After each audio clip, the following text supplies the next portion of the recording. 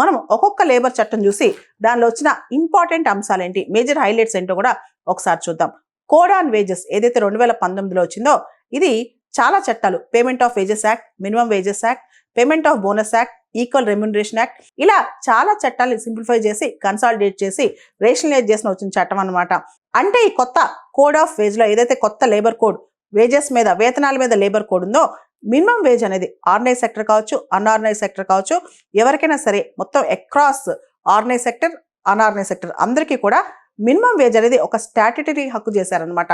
ఇంతకు ముందులా కాకుండా ప్రతి ఒక్కరికి ఆర్గనైజ్ సెక్టర్ కావచ్చు, అన్ఆర్గనైజ్ సెక్టర్ కావచ్చు. దాంతోపాటు ఫ్లోర్ వేజ్ అనే కాన్సెప్ట్, ఏదైతే ఫ్లోర్ వేజ్ అనేది సెంట్రల్ గవర్నమెంట్ డిసైడ్ చేస్తో, ఆ సెంట్రల్ గవర్నమెంట్ డిసైడ్ చేసిన ఫ్లోర్ వేజ్ కన్నా తక్కువగా ఏ రాష్ట్ర ప్రభుత్వం కూడా మినిమం వేజ్ ఇవ్వకూడదు అనమాట. అంటే కనీస వేతనాలు అనేవి ఫ్లోర్ వేజ్ కన్నా తక్కువగా ఉండకూడదని చెప్పి కూడా ఈ కోడ్ ఆఫ్ వేజెస్ చెప్తుంది. దాంతోపాటు ఎంప్లాయ్మెంట్లో జెండర్ ఈక్వాలిటీ, అంటే ఉద్యోగాల్లో స్త్రీలు పురుషులు అందరూ ఒకటే, వాళ్ళ రిక్రూట్మెంట్ కావచ్చు, వేజెస్ కావచ్చు, ఎంప్లాయ్మెంట్ కండిషన్స్ కావచ్చు.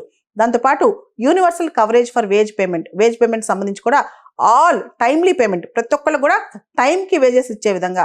దాంతోపాటు ఓవర్ టైం కాంపన్సేషన్, వర్కర్స్ ఎప్పుడైతే ఓవర్ టైం చేస్తారో వాళ్ళు నార్మల్ రేట్ కంటే double the rate, twice the rate వాళ్ళు ఎంటైటిల్ అవుతారు అనమాట.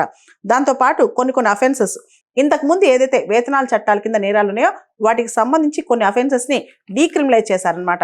ఇక్కడ గనక మనం కోడ్ ఆఫ్ వేజెస్ ని గమనించినట్లయితే ఇది ఒక పాత్ బ్రేకింగ్ కోడ్ అని చెప్పొచ్చు. ముఖ్యంగా minimum wage for all organise sector and unorganised sector, organise సెక్టర్లో చేసే వాళ్ళకి, అన్ఆర్గనైజ్ సెక్టర్లో చేసే వాళ్ళకి అందరికీ కూడా.